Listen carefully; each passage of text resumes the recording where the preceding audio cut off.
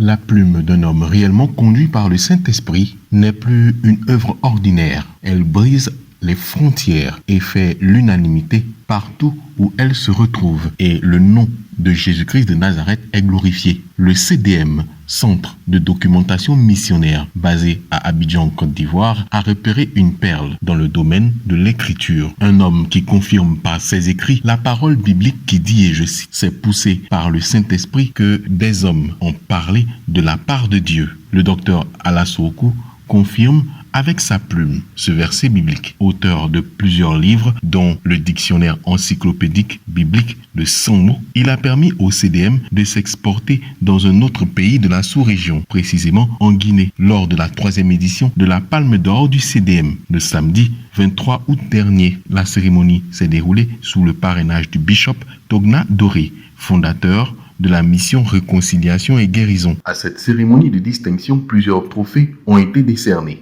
Le pasteur Atumbre Kevin a reçu un trophée CDM de la main du parrain de la Palme d'Or, Dr Tonya. On a besoin de lui donner ce trophée. Est-ce que les médicaments sont là ou bien nous on les pose? Voilà. Ok. Alléluia. Je vais dire sur le trophée. CDM, Palme d'Or du CDM, 3e édition, Guinée-Conakry 2025. Pasteur Atungré David.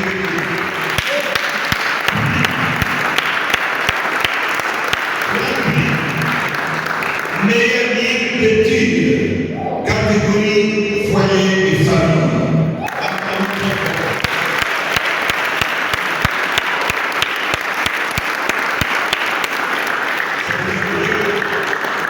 Le docteur Tonya Doré a encore remis un autre trophée au pasteur Guezota Alphonse et son épouse. Merci beaucoup. Et je vois que vous n'êtes pas seulement à apprécier à ma simple considération, mais vous êtes apprécié au-delà de la nation guinéenne.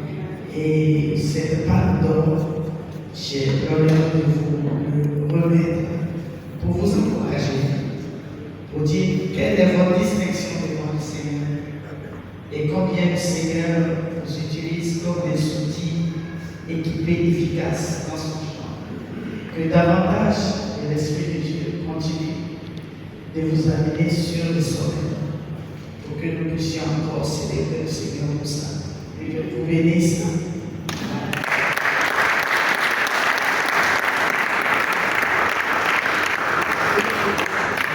Encore une fois, sous vos acclamations. Écoutons donc l'oraison du docteur Alassoukou autour du thème « L'importance de la promotion du livre en milieu chrétien ». Chers parrains, chers frères en Christ, révérend bishop, docteur Joseph Tonya Doré et épouse, je veux spécialement saluer la présence majestueuse de notre Seigneur et Sauveur, Jésus-Christ, au-dedans de vous. Merci d'avoir accepté de parrainer cette cérémonie de la Palme d'Or du CDM qui est à sa 3e édition,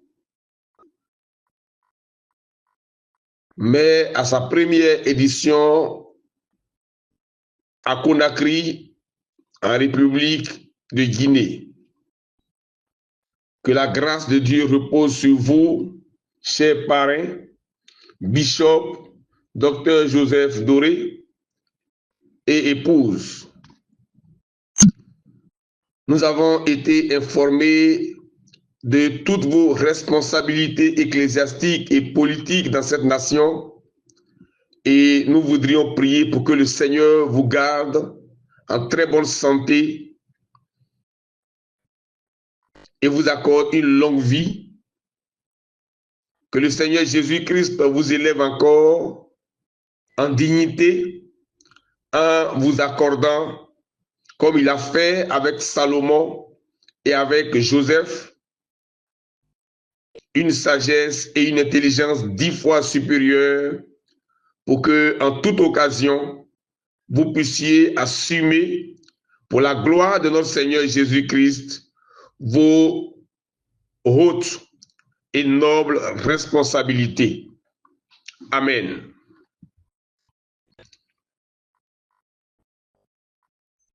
Chers serviteurs de Dieu, servantes de Dieu, pasteurs, évangélistes, apôtres, prophètes, docteurs, tous assemblés dans cette salle à cette première édition de la Palme d'Or du CDM à Conakry, en Guinée. Je veux saluer la glorieuse et majestueuse présence de notre Seigneur et Sauveur Jésus-Christ au-dedans de chacun d'entre vous. Amen. À cause du temps, nous allons directement aborder avec le Saint-Esprit, bien sûr, le thème qui nous a été soumis. Mais avant cela, encore une fois, je veux que vous vous teniez debout et que pour la prière d'introduction, vous acclamiez le Seigneur Jésus-Christ, que vous fassiez monter dans une communion fraternelle des acclamations, des applaudissements, comme un parfum de bonne odeur aux narines de l'Éternel. Amen. Je veux m'appuyer, comme toujours, sur cette parole de Jean 14, verset 26, pour ouvrir la bouche et commencer cette conférence. Mais le consolateur, l'Esprit Saint que le Père enverra en mon nom, vous enseignera toutes choses et vous rappellera tout ce que je vous ai dit. Cet esprit, c'est toi donc qui es l'animateur principal de cette conférence. Je ne suis qu'un simple instrument que tu utilises. Ma langue est ta langue, ma voix est ta voix. Parle et édifie-nous pour que nous soyons accomplis et propres à toute bonne œuvre et pour que Jésus-Christ soit glorifié dans nos ministères. Au nom de Jésus-Christ, Amen. Je veux rappeler encore le thème qui nous a été soumis. L'importance de la promotion, de la lecture et de l'édition en milieu chrétien. Je reprends encore l'importance de la promotion, de la lecture et de l'édition en milieu chrétien. Le frère et pasteur évangéliste Bruce Kofi, pasteur, président et directeur général du Centre de documentation missionnaire CDM, qui est basé à Abidjan, en Côte d'Ivoire, et toute son équipe m'ont demandé de développer le thème suivant: l'importance de la promotion de la lecture et l'édition en milieu chrétien. À l'entame donc de cette communication, je voudrais nous inviter à lire avec nos Bibles les passages bibliques suivants. 1. Psaume 19, c'est plutôt le psaume 119, verset 130. La révélation de tes paroles éclaire. La révélation de tes paroles éclaire. Elle donne de l'intelligence aux simples. Vous vérifiez ce verset à l'aide de vos Bibles. Le premier verset, c'est le psaume Vous prenez vos Bibles et vous vérifiez. Le premier verset que nous allons lire, et je voudrais faire savoir que ces versets sont importants pour la suite. Ces versets n'ont pas été choisis au hasard. Ces versets sont capitaux pour comprendre la suite de notre exposé, de notre communication. C'est très important. C'est le psaume 119, verset 130, comme je l'ai dit, la révélation de tes paroles est claire. Elle donne de l'intelligence aux simples. Je rappelle encore, c'est le psaume 119, verset 130. Ensuite, le deuxième verset, c'est Josué chapitre 1, verset 8. Que ce livre de la loi ne s'éloigne point de ta bouche.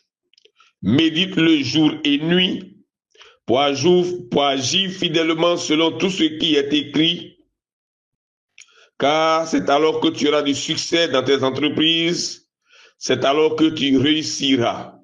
Josué 1, verset 8. Ensuite, nous allons lire 1 Timothée 4, verset 13. Je voudrais encore rappeler que ces versets ne nous ont pas été donnés en vain. Ces versets ont un rapport avec le thème du séminaire ou de la conférence. 1 Timothée 4, verset 13. Il est écrit, « Jusqu'à ce que je vienne, applique-toi à la lecture, à l'exhortation et à l'enseignement. Jusqu'à ce que je vienne, applique-toi à la lecture, à l'exhortation et à l'enseignement. » L'autre verset que nous allons lire, c'est Exode 31, verset 18. Lorsque l'Éternel eut achevé de parler à Moïse sur la montagne de Sinaï, il lui donna les 2 tables du témoignage, tables de pierre écrites du doigt de Dieu.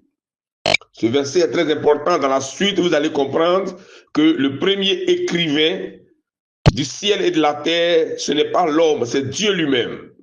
Lorsque l'Éternel eut achevé de parler à Moïse sur la montagne de Sinaï, il lui donna les 2 tables du témoignage, tables de pierre écrites du doigt de Dieu. Donc Dieu lui-même est un écrivain, nous allons le voir par la suite.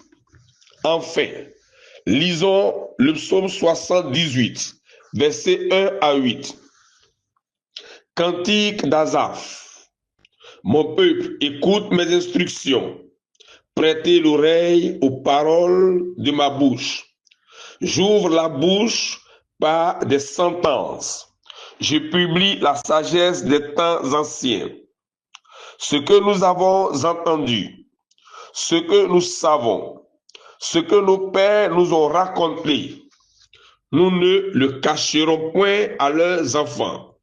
Nous dirons à la génération future les louanges de l'Éternel et sa puissance et les prodiges qu'il a opérés.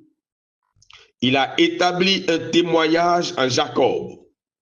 Il a mis une loi en Israël et il a ordonné à nos pères de l'enseigner à leurs enfants pour qu'elle fût connue de la génération future. Des enfants qui naîtront,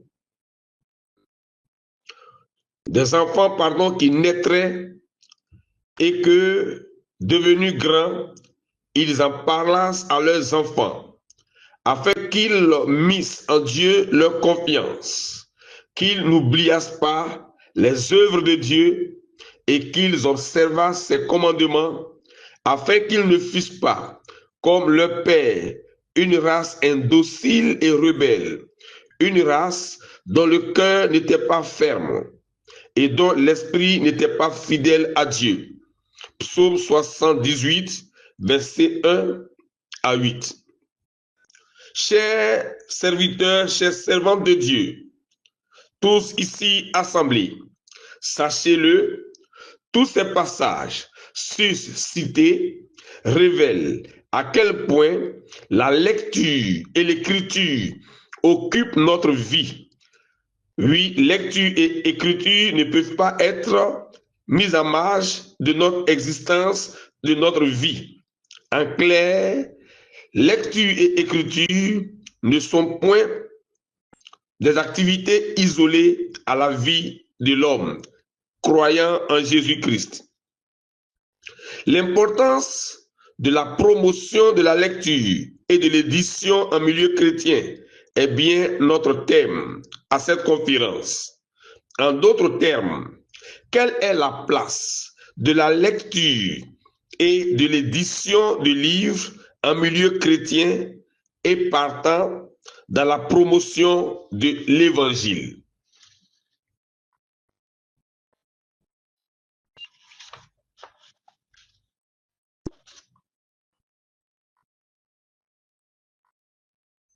Pour répondre à cette question centrale, nous proposons d'articuler notre communication autour des points suivants. 1. Approche définitionnelle. 2. Le lien lecture-livre et rôle de l'édition. 3. L'importance du livre et de la lecture. 4. La lecture face au défi de la digitalisation.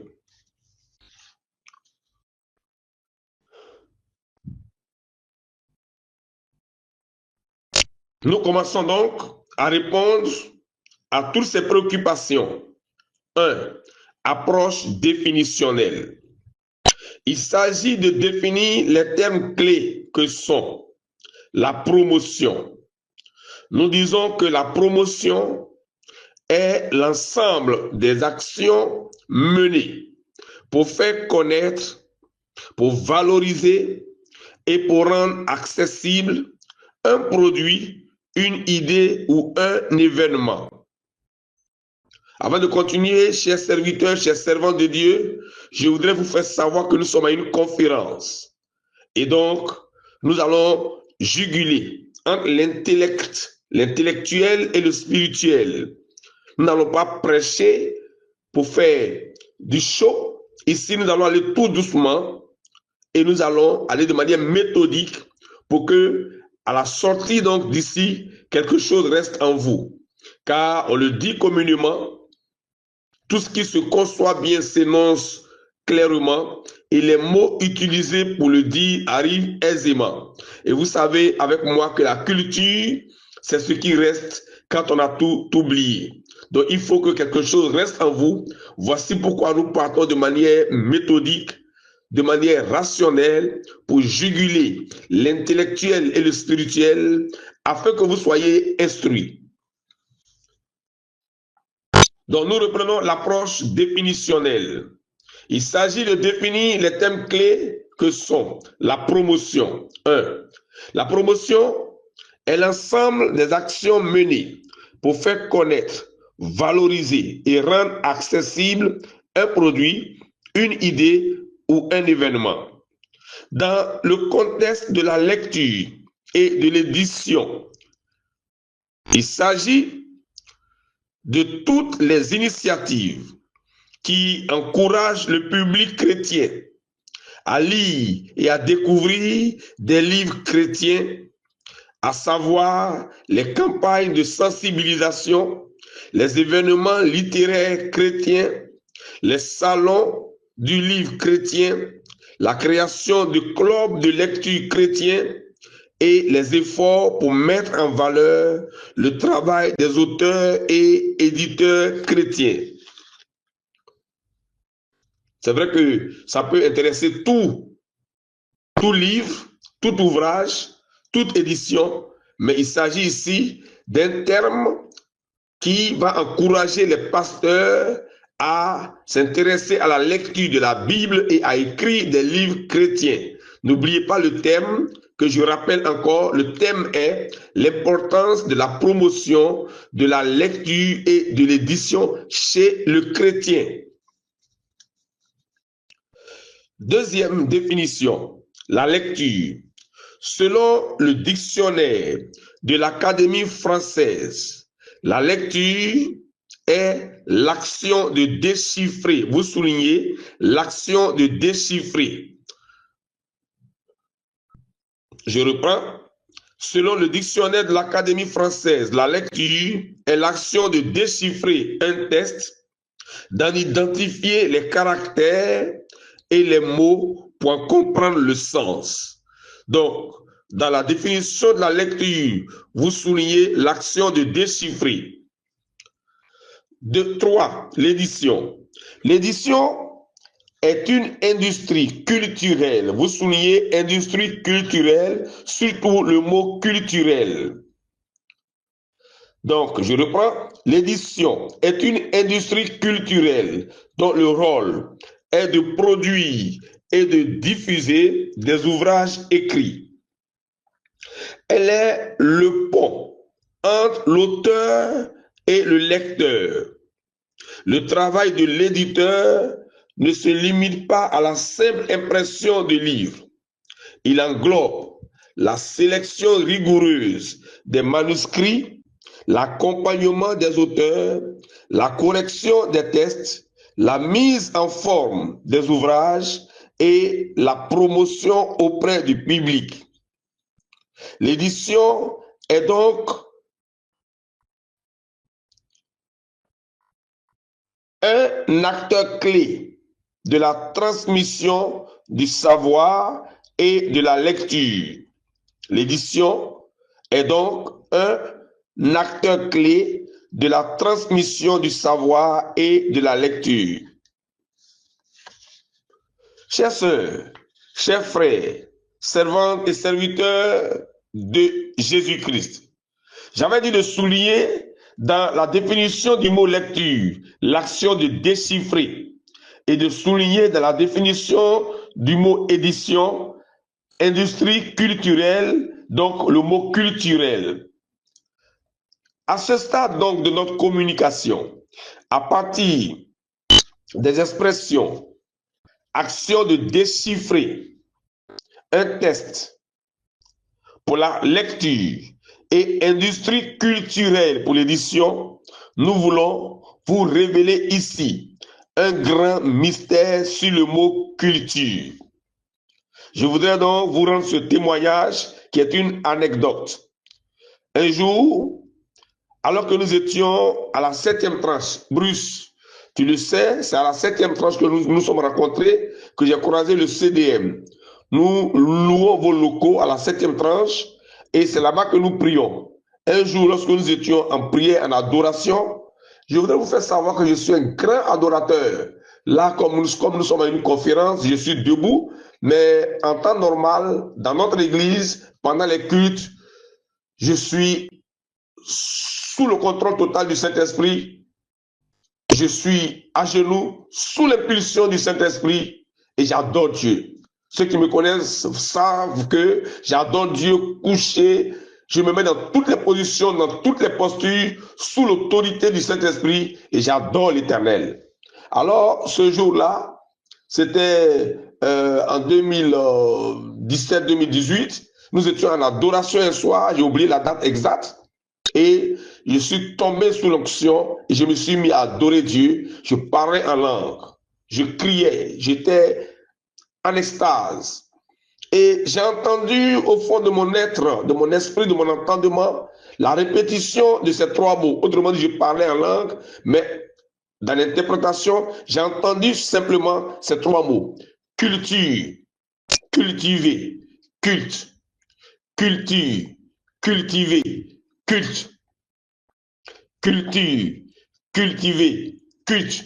Et le Saint-Esprit m'a dit que ces mots-là sont synonymes, ces mots-là sont identiques.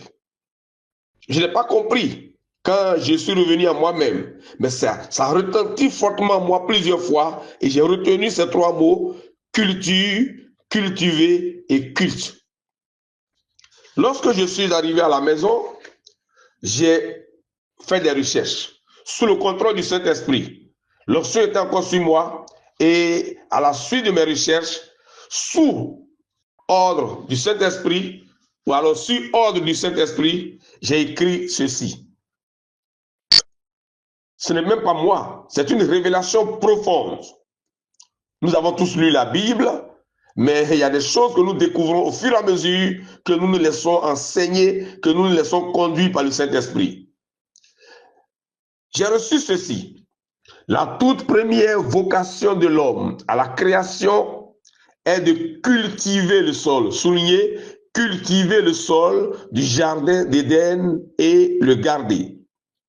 En effet, en Genèse 2, verset 5, nous lisons: lorsque l'Éternel Dieu fit une terre et des cieux, aucun arbuste des champs n'était encore sur la terre, et aucune herbe des champs ne germait encore, car l'Éternel Dieu n'avait pas fait pleuvoir sur la terre, et il n'y avait point d'homme pour le cultiver, ou alors pour cultiver le sol.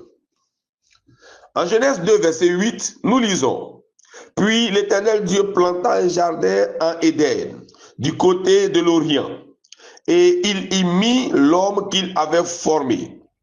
Ensuite, en Genèse 2, verset 15, il est écrit: l'Éternel Dieu prit l'homme et le plaça dans le jardin d'Éden pour le cultiver et pour le garder. Donc, vous devez retenir aujourd'hui que la toute première vocation de l'homme à la création dans le jardin d'Éden était de cultiver le sol. Je voudrais vous faire savoir en passant aussi que le livre de la Genèse, Genèse chapitre 1, chapitre 2, chapitre 3, font partie des livres les plus allégoriques de la Bible. Les chapitres les plus allégoriques de la Bible. On ne lit pas ça de manière littéraire. Si vous lisez Genèse 1, Genèse 2, Genèse 3, par exemple, sur l'arbre de la connaissance du bien et du mal et l'arbre de vie, ne pensez pas que ce sont des arbres formels réels qui sont sur la terre des hommes. Ça n'existe nulle part. Il n'y a pas un seul arbre sur la terre qu'on appelle l'arbre de vie qui produit un fruit qui donne la vie éternelle. Si ce arbre-là existait, les riches allaient prendre la semence de ce arbre pour eux seuls et ils allaient laisser les pauvres être propriétaires ou héritiers de l'arbre de la connaissance du bien et du mal dont le fruit donne la mort.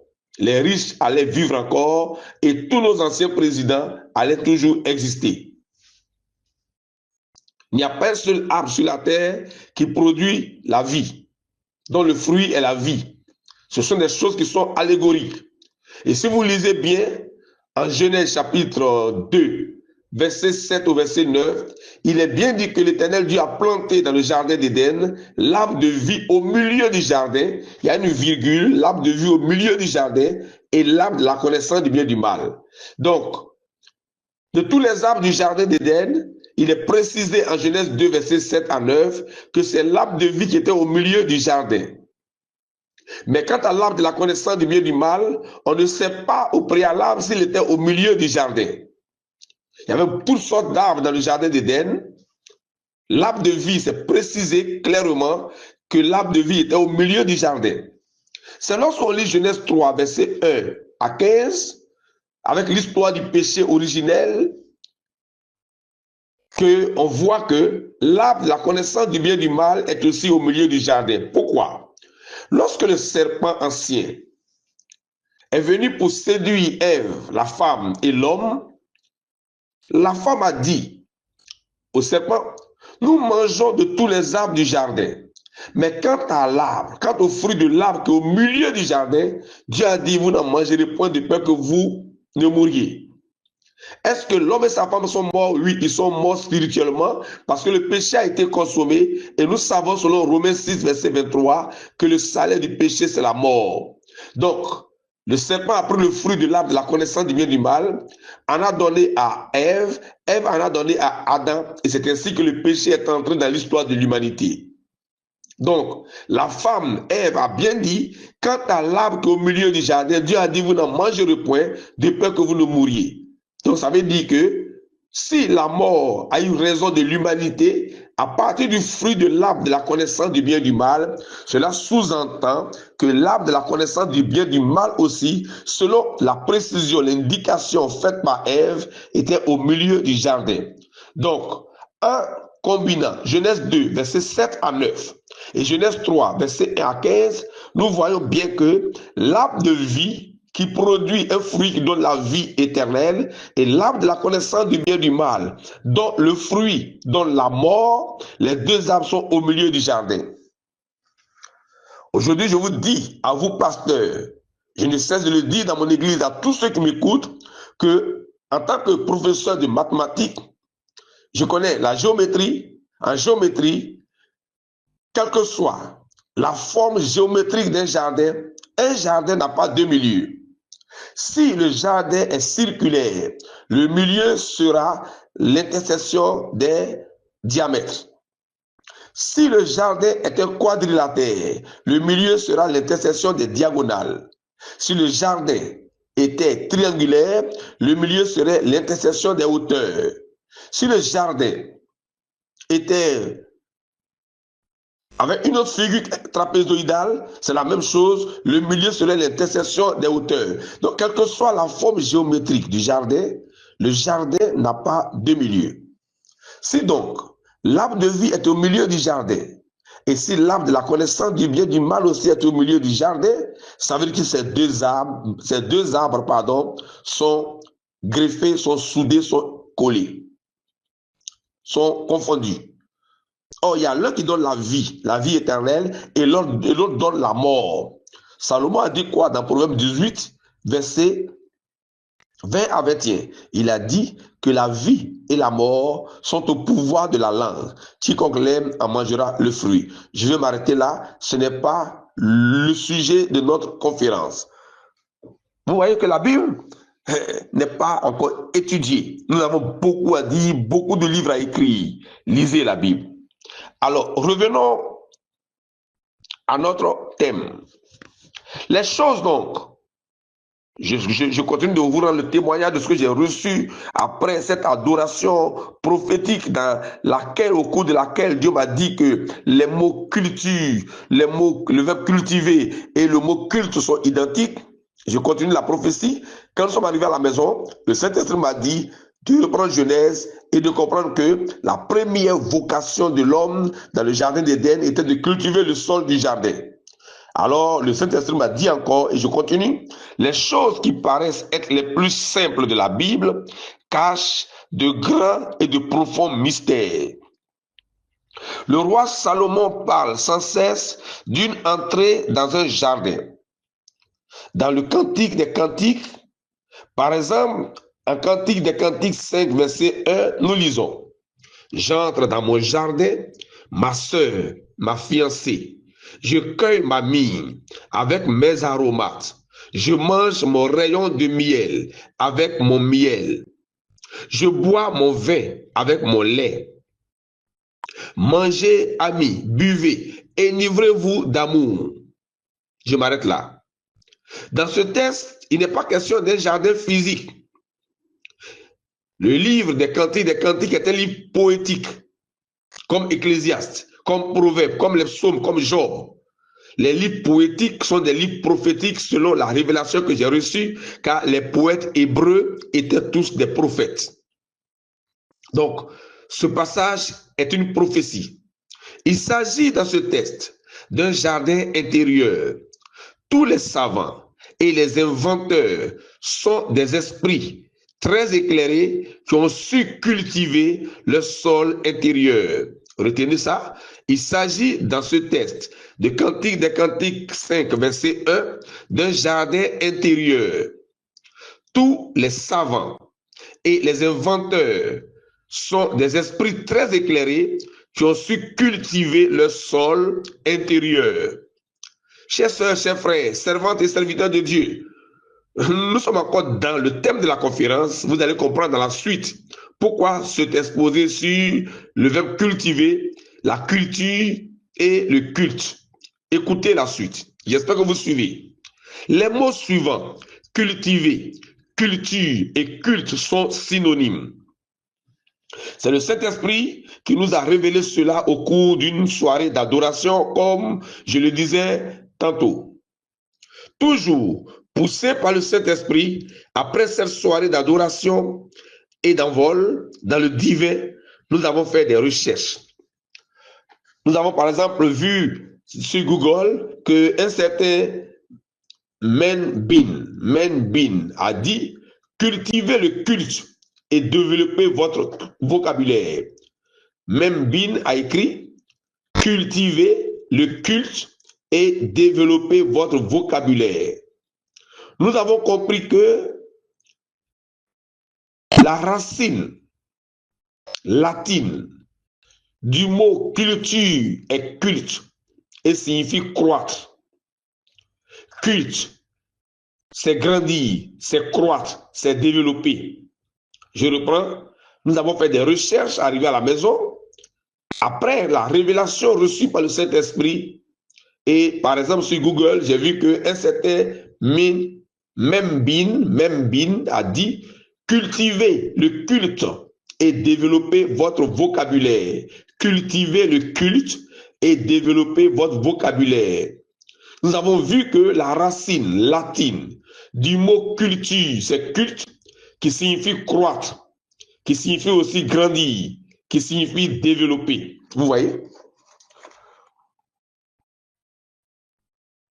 Alors, nous poursuivons, nous disons que toujours poussé par le Saint-Esprit après cette soirée d'adoration et d'envol dans le divin, nous avons fait des recherches et nous avons trouvé qu'étymologiquement, le mot culte vient du mot latin cultus, dérivé du verbe colérer et par extension rendre un culte.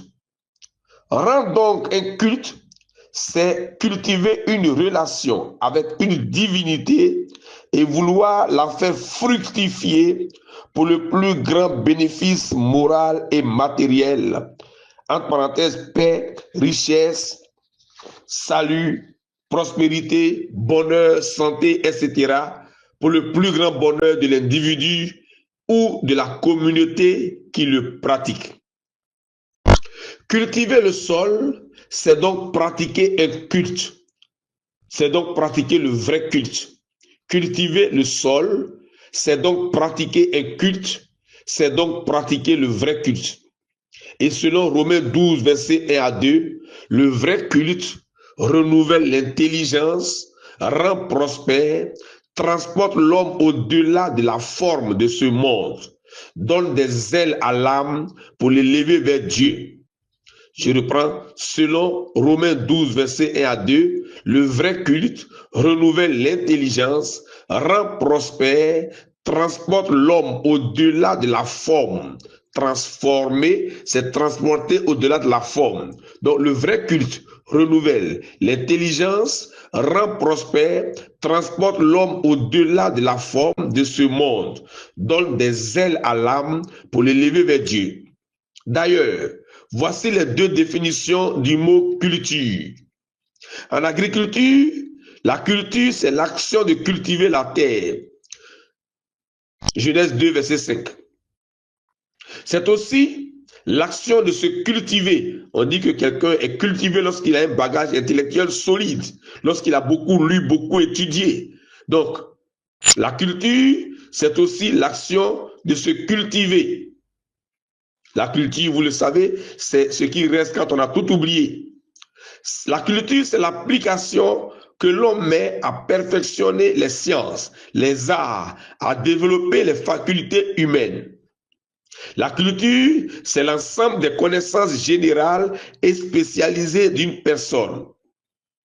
Si nous prenons la définition de la culture en agriculture, qui est l'action de cultiver la terre, le sol, et si nous définissons la terre ou le sol à la lumière de la parole de Dieu, au-delà de sa définition en géographie, parce que le sol ou la terre a une définition autre que celle que nous connaissons en géographie. Si donc nous entrons dans la Bible pour définir la terre, alors la culture qui consiste à travailler, à cultiver le sol prend un autre sens. J'espère que vous suivez, chers servantes et serviteurs de Dieu. Écoutez, en effet, selon Jésus-Christ, selon l'apôtre Paul à sa suite, selon l'apôtre Pierre et l'apôtre Jacques, La terre est l'âme de chaque être humain. Pourquoi nous le disons? Parce que dans la parabole du semeur, vous le savez, Jésus a dit en Matthieu 13, verset 1 au verset 23, et en Marc 4, verset 14, que le semeur sème la parole. Pour semer, il faut une graine, une semence, mais il faut une terre, un support pour porter cette semence. Et Jésus dit que le semeur sème la parole. Donc ici, la graine, c'est la parole. Maintenant, il faut qu'on trouve la terre, qui est le support de la semence. L'apôtre Paul va dire en 1 Corinthiens 3, verset 6 à 9, j'ai planté. Ici, l'apôtre Paul s'adresse à des êtres humains, qui est l'église de Corinthe. Mais Paul dit, j'ai planté. Apollos a arrosé, mais Dieu a fait croître. En sorte que ce n'est pas celui qui plante qui est quelque chose, ni celui qui arrose, mais Dieu qui fait croître. Celui qui plante et celui qui arrose sont égaux, et chacun recevra sa propre récompense selon son propre travail, car nous sommes ouvriers avec Dieu. Vous êtes le champ de Dieu, l'édifice de Dieu. Ça veut dire quoi? Ça veut dire que chacun d'entre nous ici et tous les fidèles de nos églises, quand nous semons la parole de Dieu en eux, quand nous prêchons, quand nous enseignons l'évangile, nous sommes en train de cultiver leur sol intérieur, leur âme. Nous déposons la parole de Dieu qui est une graine dans leur âme. Et lorsqu'ils grandissent, lorsqu'ils croissent, lorsque cette semence prend forme en eux, ils deviennent, nous devenons tous avec eux, en tant qu'église, le champ de Dieu. Donc le champ de Dieu, c'est une âme qui a reçu la semence de Dieu, qui est la parole de Dieu. Vous voyez? Donc, dans le monde aussi, l'autre, le diable, lui sème des herbes qu'on appelle des semences corruptibles. Donc, quand on prend des gens non convertis dans le monde et qu'on les regarde, on voit l'état de leur âme porteuse. Des mauvaises herbes, de la corruption, on dit qu'eux, ils sont le champ du diable. Donc, le monde est bisecté en deux champs, le champ de Dieu et le champ du diable. Vous voyez comment Paul parle? Vous devez lire, comprendre la parole de Dieu avec le Saint-Esprit. J'espère que vous me suivez. Pour semer, pour planter, il faut une semence. Il faut aussi une terre. Si la semence est la parole de Dieu, la terre, quant à elle, la terre de culture est l'âme. Car il est écrit, c'est l'apôtre Pierre qui parle, il dit, ayant purifié vos âmes. Vous soulignez vos âmes en obéissant à la vérité pour avoir un amour fraternel sincère. Aimez-vous ardemment les uns les autres de tout votre cœur, puisque vous avez été régénérés, non pas une semence corruptible, mais pas une semence incorruptible, par la parole vivante et permanente de Dieu. 1 Pierre 1, verset 22 à 23. Quant à l'apôtre Jacques, il dit ceci, en ajout à ce que Jésus a dit, le semeur sème la parole, en ajout à ce que Paul a dit, vous êtes le champ de Dieu, en ajout avec ce que l'apôtre Pierre a dit, vous êtes régénérés, non pas une semence incorruptible, non pas une semence corruptible, mais pas une semence incorruptible. L'apôtre Jacques dit, pour sa part, c'est pourquoi, rejetant toute souillure et tout excès de malice, recevez avec douceur la parole qui a été plantée en vous et qui peut sauver vos âmes. Jacques 1, verset 21. Sous le rapport de tous ces passages bibliques suscités, la définition de la culture en agriculture a totalement un autre sens au plan spirituel, au plan biblique. La culture, nous rappelons, est l'action de cultiver la terre. Si la terre devient l'âme de l'homme, alors la culture est l'action de cultiver l'âme. Dans ce cas, culture, cultiver et culte sont identiques. Vous comprenez pourquoi, le jour de l'adoration, le Saint-Esprit m'a dit clairement que culture, cultiver et culte sont identiques. J'ai parlé en langue et j'ai eu l'interprétation. D'où la véritable définition du culte selon Romains 12, verset 1 à 2. Je vous exhorte donc, frères, par les compassions de Dieu, à offrir vos corps comme un sacrifice vivant, saint, agréable à Dieu, ce qui sera de votre part un culte raisonnable. Ne vous conformez pas, c'est-à-dire n'épousez pas la forme. Ne vous conformez pas au siècle présent, mais soyez transformés, c'est-à-dire soyez transportés au-delà de la forme. Soyez transformés par le renouvellement de votre intelligence, afin que vous discerniez quelle est la volonté de Dieu, ce qui est bon, agréable et parfait. Quand on a compris tout ça, alors, quand on dit on va au culte, cela devrait sous-entendre qu'on va se cultiver ou qu'on va cultiver son sol intérieur ou sa terre intérieure qui est son âme. À partir de ce jour, chers pasteurs, chers et prophètes, chers évangélistes, chers apôtres, chers docteurs, chers prédicateurs, quand vous dites que vous partez au culte, comprenez que vous partez pour vous cultiver. Les âmes qui viennent, qui sont les fidèles de nos communautés, doivent venir dans une école pour être cultivés. On ne vient pas pour danser seulement, même si la louange fait partie du culte, mais on vient pour être cultivé, pour croître, pour grandir. Car, je rappelle encore, la racine latine du mot culture, c'est culte. Et culte signifie croître, culte signifie grandir, culte signifie développer. Celui qui vient au culte et qui ne croit pas, qui n'est pas cultivé, qui n'apprend rien, qui ne retient rien, qui ne se développe pas, qui ne grandit pas, est venu se promener. J'espère que c'est clair. Si vous-même, en tant que serviteur de Dieu, vous avez une autre compréhension du mot culte désormais, vous ferez attention à ce que vous prêchez, vous allez vous cultiver et ceux qui vous écoutent seront cultivés, ils vont croître, ils vont grandir. Voici pourquoi l'Église a un problème. Voici pourquoi les gens vont s'asseoir sur des bancs pendant des heures et des heures et le résultat n'est pas bon. Osée a raison, c'est Dieu qui parle. Il dit mon peuple est détruit parce qu'il lui manque la connaissance. Le mot connaissance veut dire naître avec. C'est pas la connaissance littéraire, superficielle. Même, naître avec. Donc, Dieu vous l'a dit par la bouche du prophète Osée, mon peuple est détruit parce qu'il lui manque avec ceux avec qui ou ceux avec quoi il est né. Israël est né avec Dieu. Israël est le fils de Dieu. Israël est né avec la loi de Dieu et cette loi devait être imprimée dans le cœur des enfants d'Israël.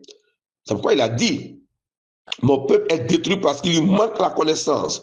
Puisque tu as rejeté la connaissance, ça veut dire, puisque tu as rejeté celui avec qui ou ceux avec quoi tu es né, je te rejetterai et tu seras dépouillé de mon sacerdoce. La suite explique, il dit, puisque tu as oublié la loi de ton Dieu, j'oublierai aussi tes enfants. Plus ils se sont multipliés, plus ils ont péché contre moi, je changerai leur gloire en ignominie. Vous retenez donc, chers serviteurs de Dieu, chers servants de Dieu, à partir de cette conférence, du CDM, que la racine latine du mot culture, c'est culte, et culte signifie croître, grandir, développer. Quand je vais au culte, je vais pour apprendre, pour être cultivé, pour être instruit, pour croître et pour grandir, pour développer mon niveau de compréhension et de connaissance de Dieu. Le plus grand livre de culture au monde est la Bible. Et le meilleur professeur de culture au monde est le Saint-Esprit. Jean 14, verset 26 dit, mais le consolateur, l'Esprit Saint que le Père enverra en mon nom, vous enseignera toutes choses et vous rappellera tout ce que je vous ai dit. Jean 16, verset 13 à 15 dit, quand le consolateur sera venu, l'Esprit de vérité que le Père enverra, il vous conduira dans toute la vérité. Il ne parlera pas de lui-même. Il prendra de ce qui est à moi et vous l'annoncera. Donc, le plus grand livre de culture au monde est la Bible. D'ailleurs, la racine du mot bibliothèque, c'est Bible. Bible et bibliothèque sont identiques. Ça veut dire que la Bible, c'est la bibliothèque de tous les savoirs universels. Il y a tout dans la Bible. Il y a les mathématiques dans la Bible, il y a l'économie dans la Bible. Je peux vous sortir des passages de la Bible qui parlent de la politique, le livre de Juges, de Josué, de Juges, de Samuel, les livres de 1 roi, 2 rois. Si la Bible ne parle pas de la politique, on ne peut pas parler de la gouvernance du roi David, qui a marqué l'histoire d'Israël jusqu'à aujourd'hui. Et la plupart des chefs des nations s'appuient sur la gouvernance du roi David pour gouverner leur nation. Pour ceux qui sont sages, bien sûr. On ne peut pas parler de Daniel et ses compagnons qui ont été des conseillers du roi Nebuchadnezzar et de plusieurs rois babyloniens. Si la Bible ne parle pas de la politique, on ne peut pas lui voir le discernement et la sagesse que Joseph a eu pour pouvoir gérer en tant que gouverneur toute l'économie de l'Égypte.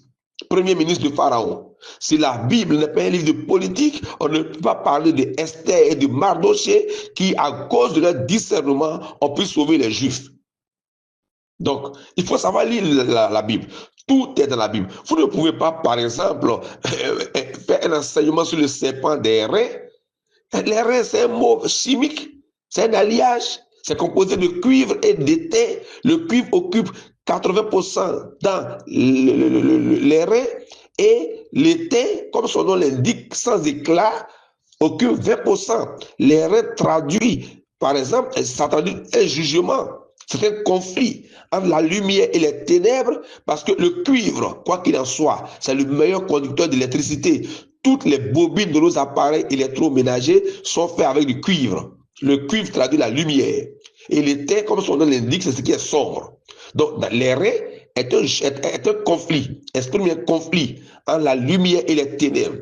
Au conflit au cours duquel la lumière détrône les ténèbres. C'est pourquoi lorsque l'apôtre Jean a reçu dans la révélation la description de Jésus dans sa septième gloire, il va voir Jésus avec des pieds ardents comme du lairin.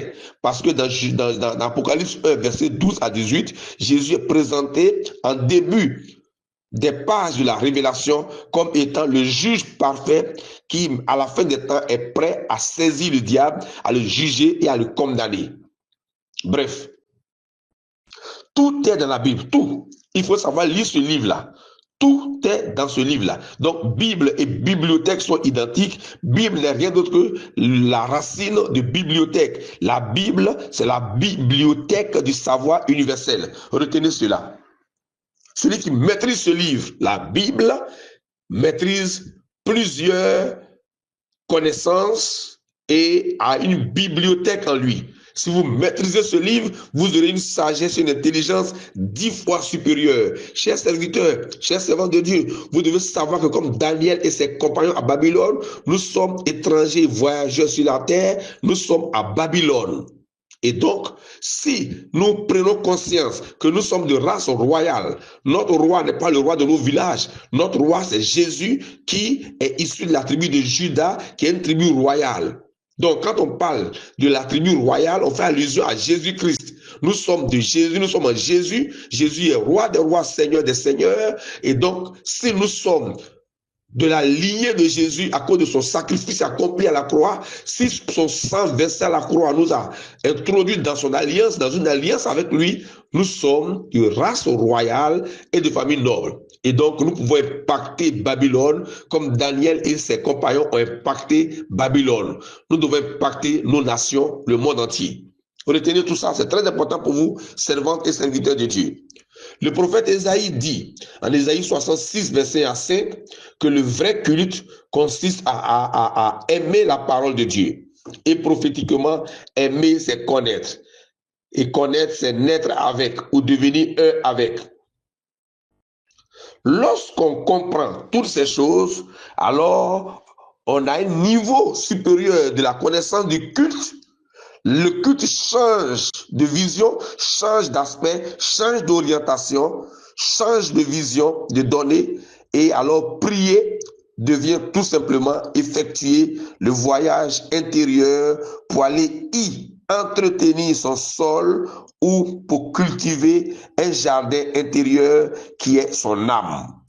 La prière devient donc un voyage intérieur pour entrer en audience avec Dieu, pour parler avec Dieu en soi-même. Donc vous venez de savoir maintenant que culte et culture et cultiver ont la même signification. Voici pourquoi, lors de l'adoration, le Saint-Esprit nous a dit, après le parler en langue, dans l'interprétation que nous avons reçue, culture cultiver et culte ont la même signification. Retenez cette pensée de Mem Bin qui dit cultiver le culte et développer votre vocabulaire. Désormais, après cette conférence, quand vous partez au culte, sachez que vous partez pour croître, pour vous cultiver, pour vous développer spirituellement. Sinon, vos cultes n'auraient pas de sens. Rapport maintenant entre culture, culte et le livre. Et nous allons voir aussi le rôle de l'édition. Nous sommes en grand 3. La lecture et la culture sont intimement liées. La lecture et la culture sont intimement liées. Voici rapidement la chronologie du livre. Sur ce point-là, le PCA de CDM, qui est éditeur, Bruce Kofi pourra mieux développer cela avec vous après, lorsque vous allez le rencontrer pour l'édition de vos livres. Mais je voudrais rapidement vous faire l'historique du livre, la chronologie du livre. L'histoire du livre est aussi vieille que le monde. Son cycle de vie est marqué par plusieurs inventions. Mais je voudrais vous faire savoir que avant cette chronologie, cette histoire du livre, le premier écrivain, vous devez le savoir, le premier écrivain, c'est Dieu lui-même, parce que Dieu, après avoir parlé à Moïse pendant 40 jours, 40 nuits, a pris soin d'imprimer, d'écrire, de graver sur des tables de pierre les 613 commandements synthétisés en 10 commandements. Exode 31, verset 18. Dieu est le premier écrivain. Dieu est un écrivain. L'écriture vient de Dieu. Dieu met en phase la parole. Dieu a parlé avec Moïse et après avoir parlé avec Moïse, Dieu a écrit. Voilà, Dieu a parlé et après avoir parlé, il a écrit ce qu'il a dit de sa bouche. Dieu a mis en phase la parole orale et l'écriture. Parce que Dieu sait que la parole est insaisissable, mais l'écriture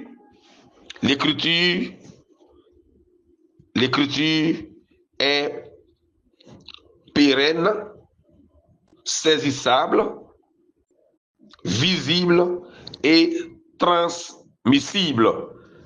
C'est pourquoi dans Habakkuk 2, verset 1 à 4, il est dit que la prophétie doit être lue parce qu'elle doit être gravée sur des pierres afin qu'on la lise couramment. La prophétie doit être gravée sur des pierres afin d'être lue couramment.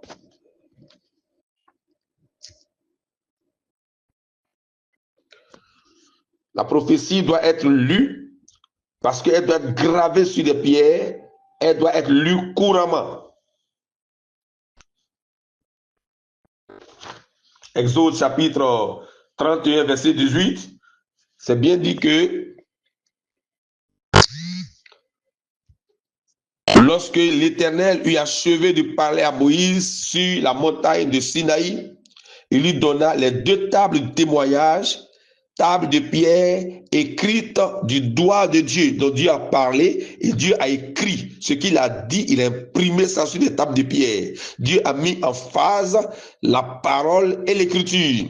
Parce que Dieu sait que la parole est insaisissable, mais l'écriture est pérenne, saisissable, visible et transmissible. Voilà. Donc nous venons à l'histoire de l'écriture. L'histoire du livre, est aussi vieille que le monde.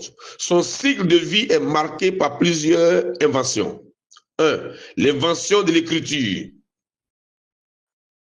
Les premières formes d'écriture sont apparues vers 4000 ans avant Jésus-Christ, d'après nos recherches, dans l'ancienne Mésopotamie, une région correspondant à l'Irak actuel. Les Sumériens, un peuple de l'ancienne Mésopotamie, ont développé l'écriture cunéiforme, gravée sur des tablettes d'argile. Mais ça ne vient pas d'eux, ça vient de Dieu qui, selon Exode 31, verset 18, a écrit avec son doigt les commandements sur des tables de pierre.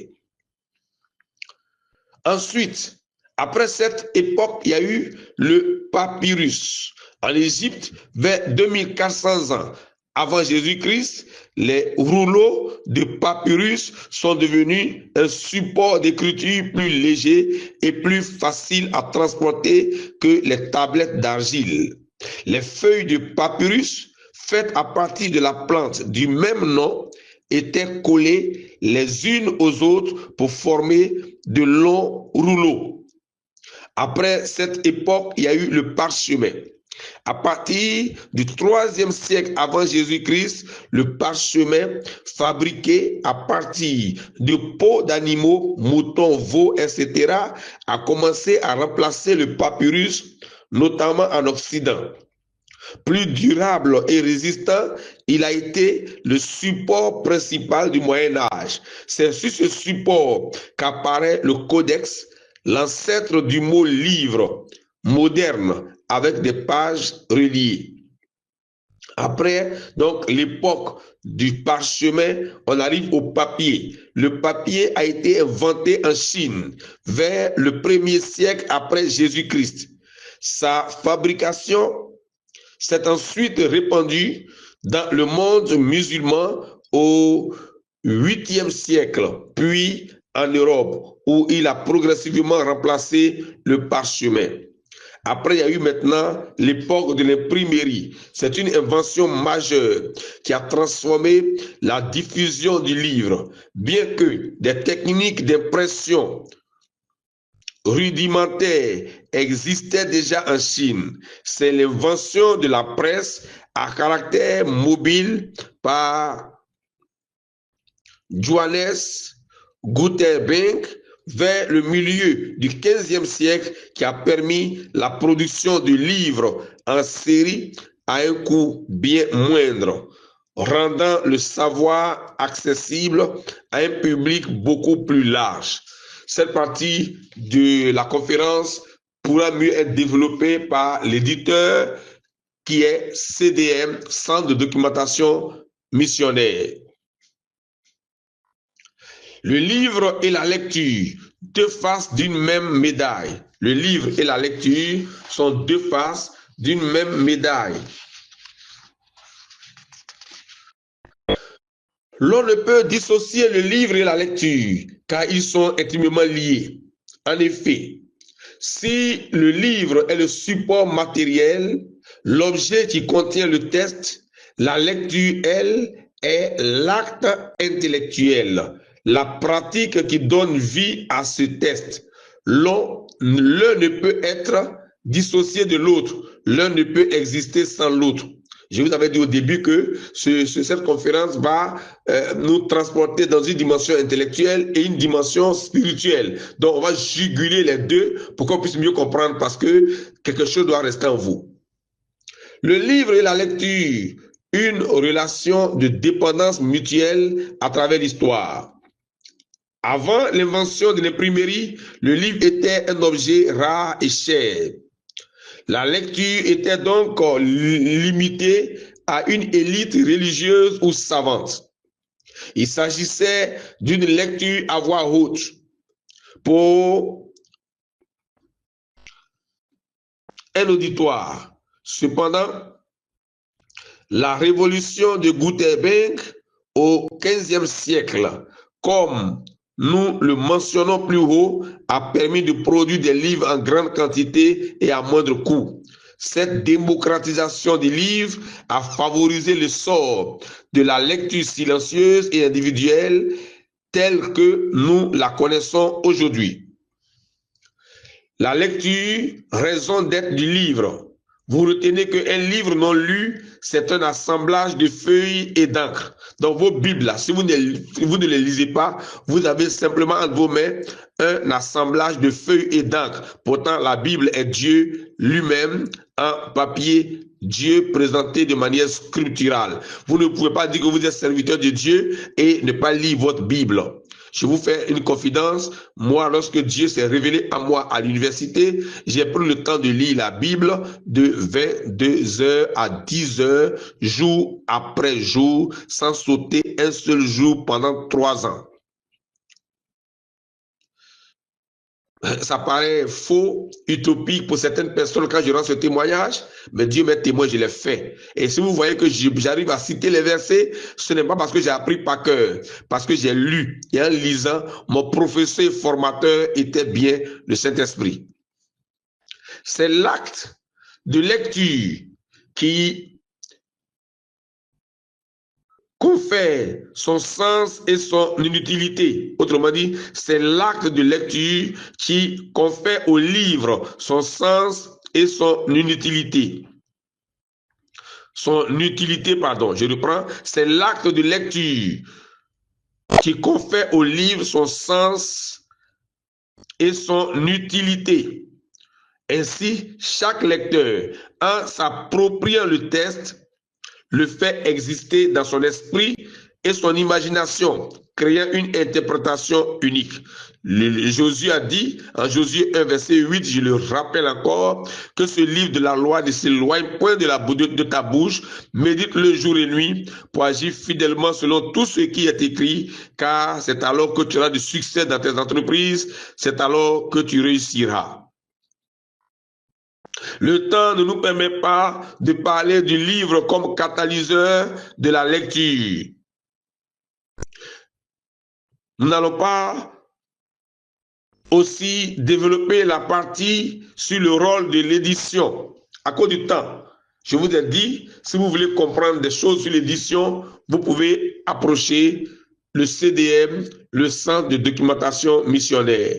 En grand 3, nous avons parlé de l'importance de la lecture. J'ai cité Josué 1, verset 8, que ce livre de la loi ne s'éloigne point de ta bouche, médite le jour et nuit pour agir fidèlement selon tout ce qui est écrit, car c'est alors que tu auras du succès dans tes entreprises, c'est alors que tu réussiras. Lisez tout le livre de Proverbes. Proverbes chapitre 1 parle de l'importance de prêter oreille et d'écouter les instructions de la sagesse. Proverbes 4, verset 20 à 21 dit, mon fils, sois attentif à mes paroles, prête l'oreille à mes discours, qui ne s'éloignent pas de tes yeux, garde-les dans le fond de ton cœur, car c'est la vie pour ceux qui les trouvent, c'est la santé pour tout leur corps, car ton cœur, plus que toute autre chose, car de lui vient le sens de la vie. Vous lisez Proverbe 8, vous allez voir que la sagesse qui émane du livre, qui est la Bible, a pour demain le discernement. Elle possède la science de la réflexion. Nous savons Jean 1, verset 4. Au commencement était la parole, et la parole était avec Dieu, et la parole était Dieu. Elle était au commencement avec Dieu, toutes choses ont été faites par elle, et rien de ce qui a été fait n'a été fait sans elle. En elle était la vie. Je ne cesse de le dire, si en la parole se trouve la vie, et que la vie de la parole, dans la parole, est la lumière des hommes, ça sous-entend que celui qui n'a pas la parole, qui ne lit pas la parole, qui n'a pas la parole dans son cœur, dans son sang, dans son âme et dans son esprit, dans son être entier, n'a pas la vie en lui. Or, le contraire supposé de la vie, c'est la mort. Celui donc qui n'a pas la vie en lui est mort, quoique vivant. Donc, un homme qui est privé de la parole, qui ne lit pas la parole, qui ne médite pas la parole, est mort, quoique vivant.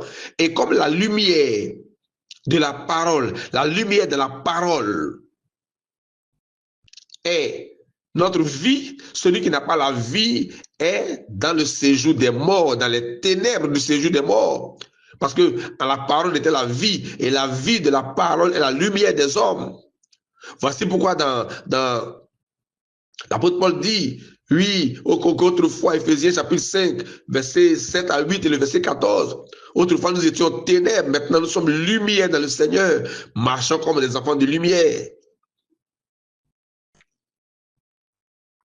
Nous étions morts par nos offenses et par nos péchés.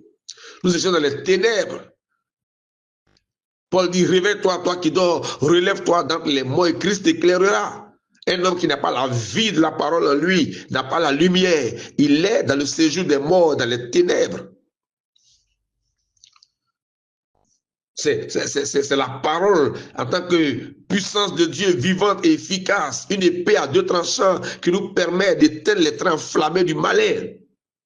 Même les armes spirituelles citées dans Éphésiens chapitre 6, verset 10 à 18, quand vous lisez âme par âme et que vous faites une étude approfondie de chaque âme, ça nous ramène à la parole. La vérité pour Saint-Dieu, c'est la parole. Puisque dans Jean 17, verset 17, il est écrit, sanctifie-les par ta vérité. Par la vérité, ta parole est la vérité. Le zèle de l'évangile, c'est la parole. Donc, l'importance de la lecture de la Bible est essentielle, est capitale. On peut citer trop de textes. Toute la Bible même contient et renferme et révèle tout ce qu'il y a comme avantage de la lecture de la parole de Dieu. Sur ce point-là, vous êtes serviteur de Dieu, vous êtes pasteur, vous devez savoir que la Bible est très importante et que vous ne devez pas la mépriser. Je voudrais vous rappeler le verset que nous avons cité en début, 1 Timothée 4, verset 13. Paul dit à Timothée, jusqu'à ce que je vienne, applique-toi à la lecture. Parce que la lecture, elle est très importante. Un prédicateur, un pasteur qui est vide de la parole, va donner quoi? Va enseigner quoi? C'est le repère, c'est le référentiel du chrétien, la Bible. Il faut la lire, il faut la méditer. Il faut la pénétrer dans sa hauteur, dans sa profondeur, dans sa longueur, dans sa largeur. Que Dieu vous bénisse. Nous poursuivons. Vous devez retenir que la lecture est un moyen essentiel de s'approprier la culture. Donc, la lecture de la Bible, puisqu'il s'agit de la Bible, est un moyen essentiel de s'approprier la culture biblique, la culture divine, la culture spirituelle, d'élargir ses connaissances et de développer son esprit critique. Parce qu'on a vu que cultiver, culte et culture sont identiques. Et culte signifie développer, croître. La lecture permet d'accéder à des références culturelles partagées, de comprendre le monde qui nous entoure et de stimuler l'imagination et la réflexivité. Si vous avez lu par exemple la tour de Babel et que vous avez compris cet enseignement sur ces deux angles, ces deux dimensions, une dimension concerne l'Église et une autre dimension concerne le monde dans son évolution politique. Oui, parce que Babel, c'est Babylone. Il y a deux Babylones dans la Bible. Il y a la Babylone Empire qui a été détruite. La statue de Nebuchadnezzar parle, lui, des 5 civilisations qui ont contrôlé le monde. Voilà, les Babyloniens, les Mèdes et les Perses, ensuite les Grecs, et maintenant les Romains. Les Romains avec la dynastie des empereurs et maintenant avec la dynastie de la papauté. Ce sont des choses qui sont subtiles, cachées. Voilà, c'est important. Si vous avez compris, vous avez lu, par exemple, Apocalypse 17, verset 18, vous allez comprendre pourquoi, dans nos nations, c'est le nonce apostolique qui est le doyen du corps diplomatique. Je m'excuse de rentrer dans tout ça, mais je vous révèle tout ça pour vous faire savoir que tout est dans la Bible. Je vous rappelle encore que la racine du mot bibliothèque, c'est Bible. La Bible que nous avons, c'est la bibliothèque de tous les savoirs universels. Si le nonce apostolique, c'est l'ambassadeur des ambassadeurs, le patron du corps diplomatique, alors qu'un ambassadeur représente un État auprès d'un autre État, donc il est le représentant de l'État du Vatican auprès des nations, des autres nations, ça veut dire que le patron du nonce apostolique, qui est le pape, est le chef de tous les chefs des nations. Mais quand vous lisez Apocalypse 17, verset 18, il est écrit que la grande Babylone, la femme que tu as vue, elle a la royauté sur tous les rois de la terre. Vous voyez comment la lecture de la Bible, avec le Saint-Esprit, bien sûr, celui qui doit nous guider, nous permettra d'avoir une compréhension profonde de l'évolution et du mouvement du monde. Donc, je reprends encore, la lecture est un moyen essentiel de s'approprier, je parle de la lecture de la Bible, hein, voilà, de s'approprier la culture, d'élargir ses connaissances divines, et à tous les niveaux aussi, intellectuels, tout ça, et de développer son esprit critique. La lecture permet d'accéder, comme je le disais, à des références culturelles partagées, de comprendre le monde qui nous entoure et de stimuler l'imagination et la réflexivité. Le meilleur livre de lecture et de culture, je le rappelle encore, de ce monde et dans ce monde est la Bible, qui est la bibliothèque universelle, la bibliothèque de tous les savoirs universels. Pour celui qui sait lire la Bible est le livre des livres. Si vous lisez Jacques chapitre 1, verset 23 à 25, il est dit que quand vous plongez votre regard dans ce livre de la loi de liberté et de vérité, vous découvrez votre image naturelle. Vous voyez, on dit image naturelle et non image surnaturelle. Ça veut dire que lorsque vous fixez vos regards, vous rentrez dans la Bible, vous vous découvrez en tant qu'homme. Autrement dit, votre existence même commence à partir de la révélation de la parole de Dieu. Est-ce que vous comprenez? Ça veut dire que si vous ne lisez pas la Bible, vous n'existez même pas. Vous ne savez pas vous définir. La définition de vous-même commence lorsque vous plongez vos regards dans ce livre qu'on appelle l'Écriture, la Bible, la loi de liberté et de vérité. Ça vous affranchit, ça vous rend libre. 12 Jean 8, 32, vous connaîtrez la vérité vous affranchira. Donc vous retenez Jean 1, verset 1 à 4, vous retenez Jacques 1, verset 23 à 25. Sans la parole de Dieu, sans la lecture de la Bible, votre existence n'a pas encore commencé. Vous ne vivez même pas, vous êtes mort quoique vivant. Normalement, le point de départ, le commencement de la vie d'une personne, c'est lorsque il commence à recevoir la parole de Dieu dans son cœur. C'est pourquoi Jean 1, à partir du verset 11 au verset 14, il est dit que la parole est venue chez les Juifs et les Juifs ne l'ont pas reçue. Mais à tous ceux qui l'ont reçue, elle leur a donné le pouvoir de devenir enfants de Dieu, enfants de la parole, enfants de Dieu, enfants de la parole. Lesquels sont nés, non du sang, ni de la volonté de l'homme, ni de la chair, mais de Dieu. Quand vous avez la parole de Dieu en vous, quand vous lisez la Bible, vous devenez enfant de Dieu ou mieux fils légitime de Dieu. Votre existence commence dès que la parole rentre en vous. Et on dit à tous ceux qui l'ont reçu, elle leur a donné le pouvoir. Donc la parole contient pouvoir. Quand vous lisez la Bible, vous êtes détenteur d'un pouvoir suprême.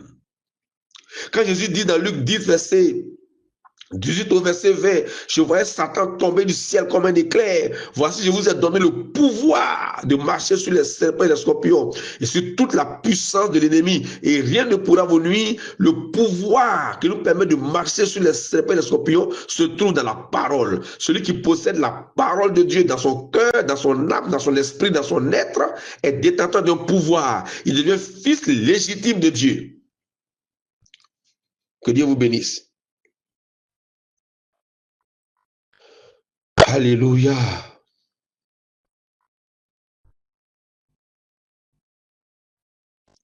On va arriver à cette question. Pourquoi écrire des livres chrétiens? Chers sœurs, chers frères, lorsque Josué a arrêté le soleil et la lune sur Gabaon, en Josué 10, verset 12 au verset 13, il a dit, Josué parla au soleil le jour où l'Éternel livra les Amoréens à Israël. Et il dit, Josué dit en présence de tout Israël, de tous les Amoréens, soleil, arrête-toi sur Gabaon et toi lune sur la vallée d'Ajalon. Le texte dit, et le soleil s'arrêta et la lune suspendit sa course jusqu'à ce que la nation eût tiré vengeance de ses ennemis. Ensuite, il est écrit ceci, cela n'est-il pas écrit dans le livre du juste? Donc, il y a eu des traces. Je vous ai dit, selon Habakkuk, chapitre 2, verset 2 à 4, ce qu'on écrit, la prophétie écrite est lue couramment. La parole s'envole, l'écriture reste. Cela n'est-il pas écrit dans le livre du juste? Josué 10, verset 12 à 13. Par exemple, quand vous lisez 1 Roi 11, verset 41, je sors ceci, il est écrit ceci, le reste des actions de Salomon, tout ce qu'il a fait et sa sagesse, cela n'est-il pas écrit dans le livre de Salomon? Vous voyez? Donc, il y a des traces. Les anciens écrivaient, les Hébreux écrivaient, tout ce qui a été fait a été écrit. Mais si rien n'avait été écrit, comment nous, notre génération, nous qui sommes parvenus à la fin des temps, comment aurions-nous connu ces témoignages-là pour bâtir notre foi? Dans 1 Roi 14, verset 19, il est écrit, le reste des actions de Jéroboam, comment il fit la guerre et comment il régna, cela est écrit dans le livre des chroniques des rois d'Israël. C'est écrit. D'abord, 1 Chronique, 2 Chroniques, c'est un rapport.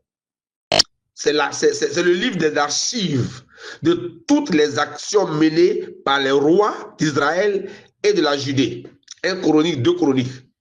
C'est-à-dire qu'il y a Josué, Juge, 1 Samuel, 2 Samuel, 1 Roi, 2 Rois. Mais 1 Samuel, 2 Samuel, 1 Roi, 2 Rois, tout ce qui a été fait par les rois de Juda, de la Judée au sud, et par les rois du nord en Israël, tout a été repris dans 1 Chronique, 2 Chroniques. C'est la chronologie des faits historiques d'Israël. Ça est dans des livres. Donc ce sont des bibliothèques de faits. Ce sont des panthéons d'histoire de tout un peuple. S'il n'y a pas d'écrivain, comment on peut avoir un témoignage de l'histoire? Donc, il faut écrire. Voici pourquoi les pasteurs que vous êtes, vous devez apprendre à écrire. Souvent, nous entendons des gens dire qu'on n'a pas besoin d'écrire des livres. Il y en a même qui proposent qu'on brûle tous nos livres parce que la Bible existe déjà. Je m'inscris en faux. Et ce soir, je vous dis à cette conférence ceci. Un jour, le Saint-Esprit a demandé à un évangéliste prophète qui était l'évangéliste Philippe. Le Saint-Esprit s'est révélé à lui. Nous sommes dans Actes chapitre 8, verset 26 à 40. Et le Saint-Esprit a demandé à Philippe de se lever et de descendre sur le chemin qui descend de Jérusalem à Gaza, celui qui est désert. Philippe a obéi à la voix du Saint-Esprit et il a suivi le chemin. Il a croisé un eunuque éthiopien qui revenait donc de Jérusalem après un temps d'adoration et qui retournait en Éthiopie assis sur son char et il lisait le prophète Ésaïe. En fait, il lisait Ésaïe 53, verset à 12.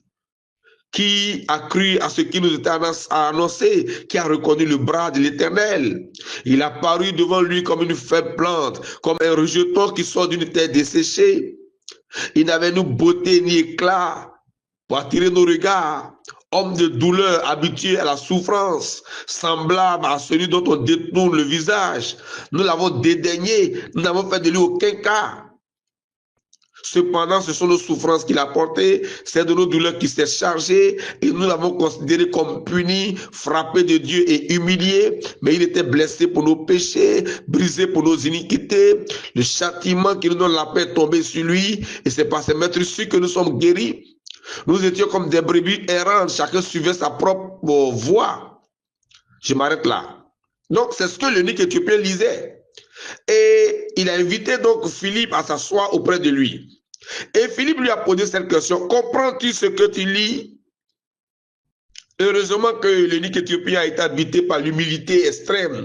Il a dit à Philippe: comment le pourrais-je, le comprendrais-je si personne ne me guide?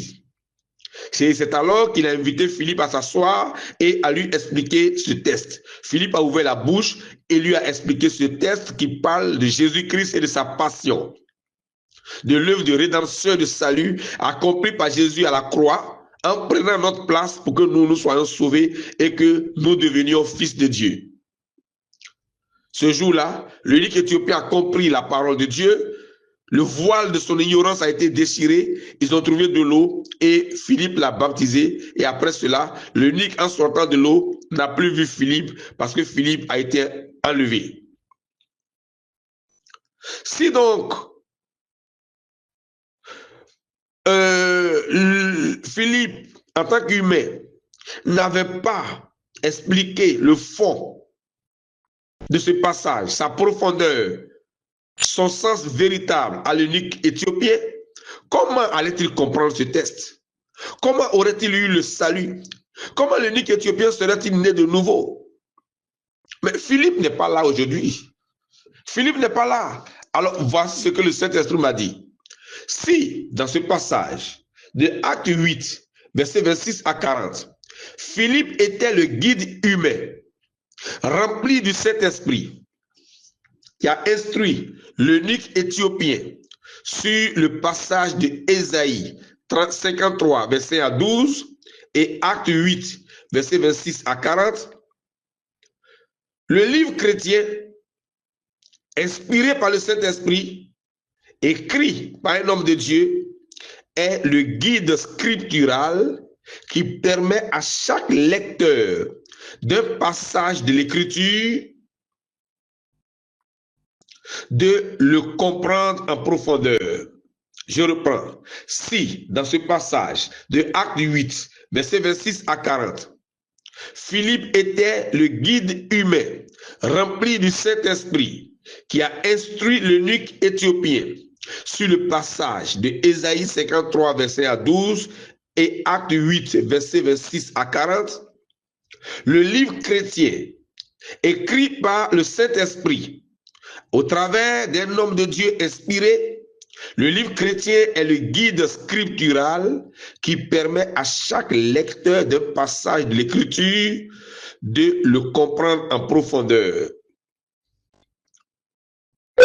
Le livre chrétien est le témoignage scriptural des pensées, des paroles et des œuvres de chaque croyant en Jésus-Christ, hier, aujourd'hui et demain.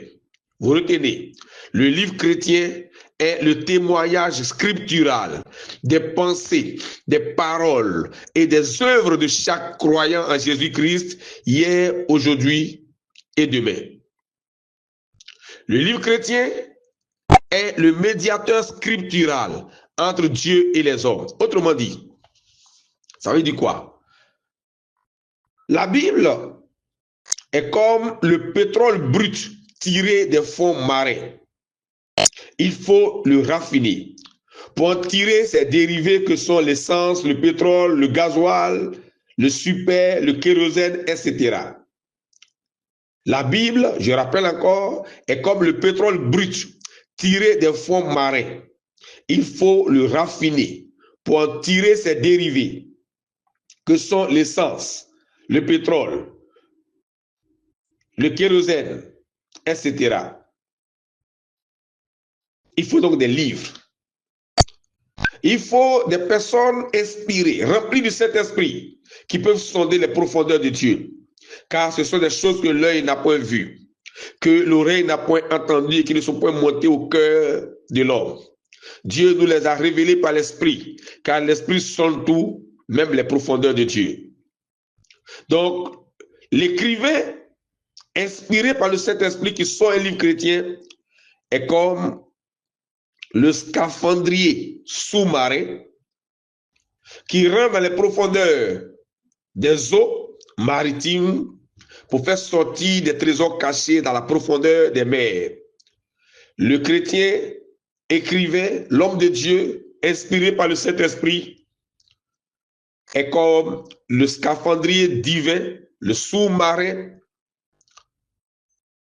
qui rentre dans les profondeurs invisibles et mystérieuses du cœur de Dieu pour sortir les pensées cachées dans le cœur de Dieu, dans des livres, afin que le corps de Christ soit édifié. 1 Corinthiens 2, versets 9 à 10. Est-ce que tout le monde peut écrire? Est-ce que tout le monde peut écrire? Je voudrais faire savoir que l'écriture des livres est un don. C'est un don de Dieu.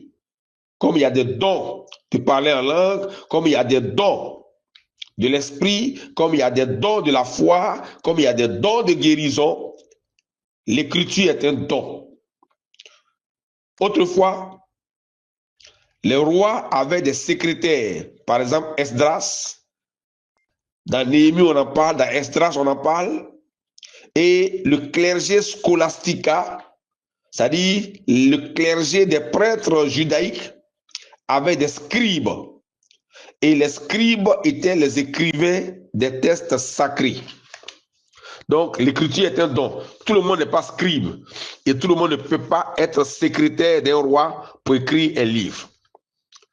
Pour écrire un livre, selon ma propre expérience, parce que je suis auteur de plus d'une quinzaine de livres déjà parus, mais j'ai plus de 500 à 1000 manuscrits. J'ai plus de 500 à 1000 manuscrits. Chaque passage, chaque texte de la Bible est un livre. Et j'écris les livres souvent en marchant, dans la voiture, même dans un avion, j'écris les livres. Donc c'est un don. Tout le monde ne peut pas écrire. Et pour écrire, il faut d'abord avoir un livre écrit en soi. C'est-à-dire, comme l'apôtre Paul le dit à l'église de Corinthe, dans 2 Corinthiens 3, verset 3 à 6, il dit, vous êtes manifestement une lettre de Christ, écrite par notre ministère, non avec de l'encre sur des tables de pierre, mais avec l'Esprit de Dieu vivant sur les tables de chair, sur les cœurs. Donc, il faut d'abord avoir le livre écrit en soi, avant que le livre intérieur ne soit mis sur papier. Un jour, je marchais avec mon protocole à Abidjan, à Angré, et on parlait de Dieu. C'est-à-dire, on cause spirituelle. On parle Dieu, parce que je le dis souvent, tu parles l'anglais, tu parles l'allemand, tu parles le moré, tu parles l'espagnol. Est-ce que tu parles Dieu? Dieu, c'est un langage. C'est un langage. Le Nick éthiopien a dit à Philippe, comment pourrais-je comprendre ce que je lis si personne ne me guide? C'est un langage. Il faut décoder ce langage-là. Alors, mon protocole m'a demandé, mais comment tu fais, docteur, pour écrire tout ça, pour dire tout ça? J'ai dit, pendant que nous sommes en train de marcher, mon corps est comme une salle de classe mobile. Mon corps, là, est comme une salle de classe mobile pendant que nous marchons. Et à l'intérieur de cette classe se trouve un professeur, le Saint-Esprit, et un apprenant, un étudiant au pied du maître. C'est mon entendement, mon homme intérieur. Mon esprit humain, mon entendement, mon homme intérieur est soumis au Saint-Esprit. Quand le Saint-Esprit ouvre sa bouche à l'intérieur de moi, les oreilles de mon homme intérieur entendent.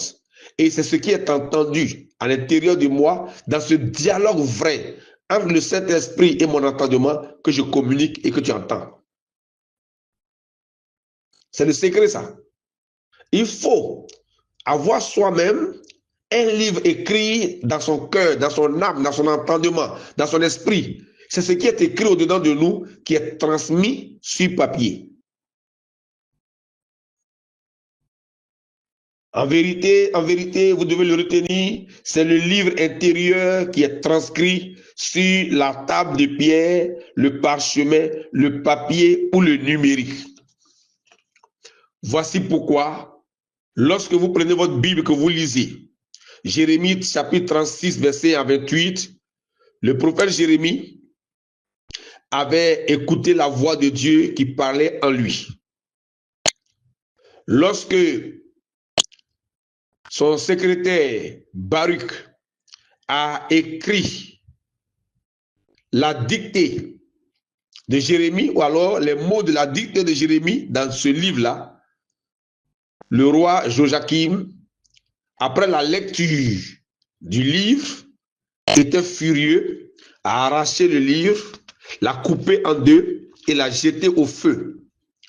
Jérémie était malheureux et le Seigneur lui a dit de ne pas s'inquiéter. Le Seigneur l'a fait asseoir. Le Seigneur Dieu a dicté les mêmes mots de ce livre que le roi Joachim avait brûlé au feu. Le Seigneur a dicté dans le cœur de Jérémie les mêmes mots et son secrétaire a écrit un autre livre sous la dictée de Jérémie.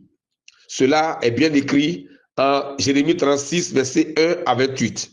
Nous lisons, la parole de l'Éternel fut adressée à Jérémie en ces mots, alors que le roi eut brûlé le livre contenant les paroles que Baruch avait écrites sous la dictée de Jérémie.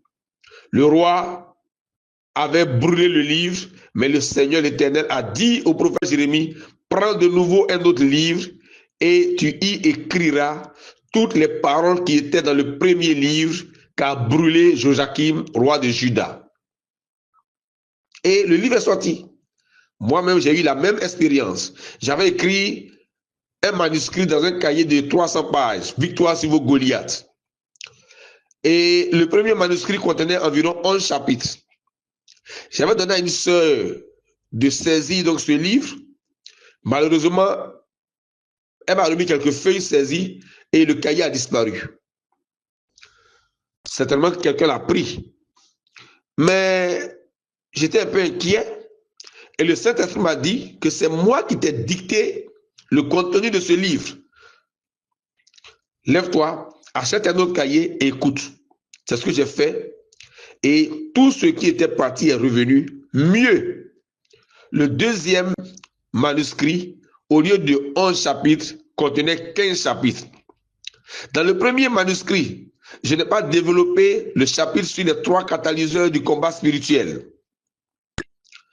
Dans le premier chapitre, je n'ai pas développé de qui es-tu fils. Mais dans le deuxième manuscrit, j'ai développé les 3 catalyseurs du combat spirituel et j'ai développé de qui es-tu fils. Ce sont des choses que nous pourrons étudier plus tard, mais c'est très important. Donc, c'est le Seigneur, le Saint-Esprit en moi qui parle. Mon homme intérieur est très attentif à la voix du Saint-Esprit, l'auteur du livre. C'est pourquoi l'apôtre Pierre dit en 2 Pierre 1, verset 19 à 21, je cite le verset 21, sachant tout d'abord vous-même qu'aucune prophétie de l'Écriture ne peut être un objet d'interprétation particulière, car ce n'est pas par une volonté d'homme qu'une prophétie a jamais été écrite ou dite, mais c'est poussé par le Saint-Esprit que des hommes ont parlé de la part de Dieu. Donc, il faut apprendre à développer. C'est un conseil que je vous donne. Nous sommes venus vous motiver à pouvoir écrire des livres. C'est un don. Paul dit d'aspirer aux dons les meilleurs et il nous montrera une voie par excellence.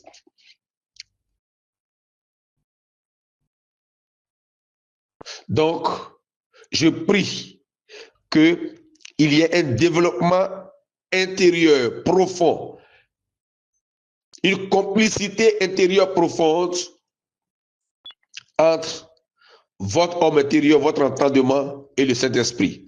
Paul dit en Romains chapitre 7, verset 24 à 25, « Je prends plaisir à la loi de Dieu selon l'homme intérieur. » Si vous arrivez à établir une connexion intérieure entre le Saint-Esprit, qui est le cep, et votre esprit qui est le sarment, si les deux sont connectés, soudés, la sève de la révélation qui coule dans le cep va couler dans le sarment qui est votre entendement, et le fruit qui va sortir seront des livres, des prédications remplies du Saint-Esprit.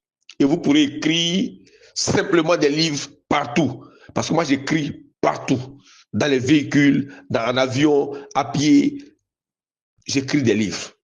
Donc, vous pouvez faire la même chose, mais le secret, c'est de savoir que c'est un don et d'apprendre à aspirer à ce don en développant votre communion intérieure avec le Saint-Esprit. Que faut-il écrire comme livre? Toute la Bible est une somme de livres et de livres et de livres et de livres. L'apôtre Jean a dit en Jean 21, verset 25, Jésus a fait encore beaucoup d'autres choses. Si on les écrivait en détail, je ne pense pas que le monde même pût contenir les livres qu'on écrirait. Donc retenez que toute la Bible est une source de livres. Je rappelle encore que Bible et bibliothèque sont identiques. La Bible, c'est la bibliothèque de tous les savoirs universels. Il y a beaucoup à écrire, beaucoup à écrire. Et aujourd'hui, pour terminer, on ne peut pas dissocier le livre et puis la digitalisation. Aujourd'hui, on ne peut pas mettre de côté le numérique. Le monde actuel est celui du numérique. Les liseuses, les tablettes et autres supports numériques ont transformé le lien entre le livre et le lecteur. Désormais, le texte se détache de son support papier. Le livre devient un fichier informatique, accessible sur différents appareils. Cette révolution se caractérise par des changements majeurs. La lecture fragmentée, la lecture audio, elle a engendré de nouvelles pratiques de lecture, souvent plus fragmentées, sur des courts textes liés à l'instantanéité des écrans, réseaux sociaux, articles en ligne. La lecture audio, les livres audio qui connaissent un succès croissant, proposent une autre forme de lecture où l'acte de déchiffrage disparaît au profit de l'écoute. La digitalisation, c'est une opportunité pour la lecture. On ne peut pas rejeter cela. Nos actes, nos pratiques se digitalisent de plus en plus. Tel va le monde et nous ne pouvons y échapper. En réalité, la digitalisation aussi est une opportunité immense. Il ne s'agit point de voir le numérique comme un adversaire du livre papier, mais comme un partenaire pour atteindre de nouveaux publics et enrichir l'expérience de lecture. Le numérique comme allié de la lecture présente de nombreux avantages. De nouveaux formats. Le numérique a donné naissance aux livres audio, aux e-books, aux formats enrichis qui peuvent attirer un public qui ne lit pas sur papier. Le numérique présente comme avantage la découverte de nouveaux talents, des plateformes d'écriture comme WhatsApp permettent de découvrir de nouveaux auteurs et de créer des communautés de lecteurs. Les éditeurs peuvent s'en servir comme tremplin pour repérer les futurs best-sellers. La digitalisation présente comme avantage la promotion sur les réseaux sociaux. Les libraires et les éditeurs peuvent utiliser Instagram, Bookstagram, TikTok, BookTok, YouTube, BookTube pour partager leur coup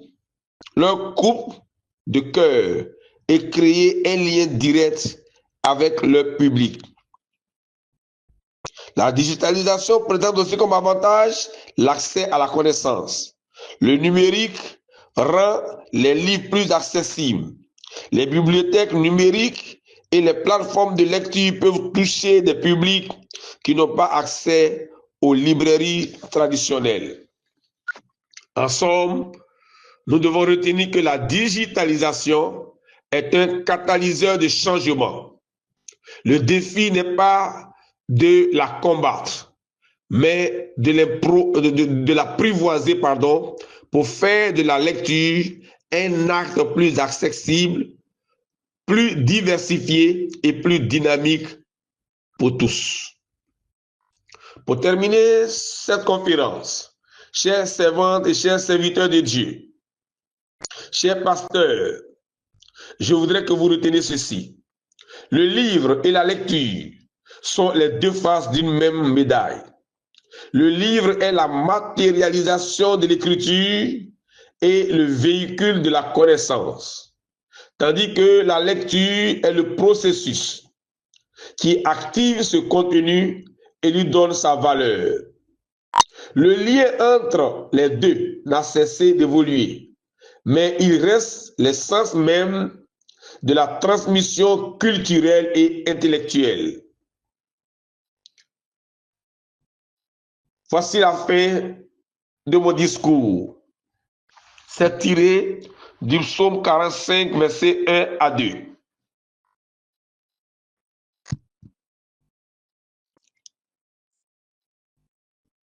Les psalmistes, fils de Corée, chantent ce cantique chante ce chant d'amour. Des paroles pleines de charme bouillonnent dans mon cœur. Je dis, mon œuvre est pour le roi.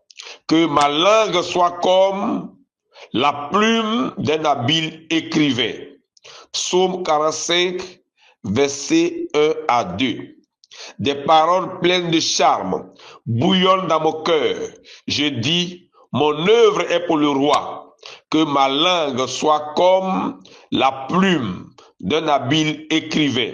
Psaume 45, versets 1 à 2. Alors, chers servantes et chers serviteurs de Dieu, retenez que quand les paroles bouillonnent dans le cœur et que la langue est chargée des pensées de Dieu, revêtue de vocabulaire, il faut saisir sa plume, il faut s'acheter un cahier pour devenir un habile écrivain. Retenez, quand les paroles bouillonnent dans le cœur et que la langue est chargée des pensées de Dieu, revêtue de vocabulaire, il faut saisir sa plume et un cahier et devenir un habile écrivain. Que le Saint-Esprit vous inspire, aspirez au don d'écriture et d'écrivain, et Jésus-Christ va vous aider et son nom sera glorifié.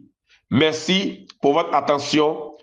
C'est tout ce que j'avais à vous partager. Que Dieu vous bénisse, que Dieu vous accomplisse et que nous soyons nombreux à écrire des livres merveilleux sous l'autorité, sous la dictée du Saint-Esprit pour que le monde soit édifié, le monde soit sauvé et que plusieurs parviennent à la connaissance de la vérité. Que Dieu vous bénisse, que Dieu vous accomplisse au nom de Jésus-Christ. Amen. La prière finale du docteur Tony Adoré a mis fin à cette cérémonie.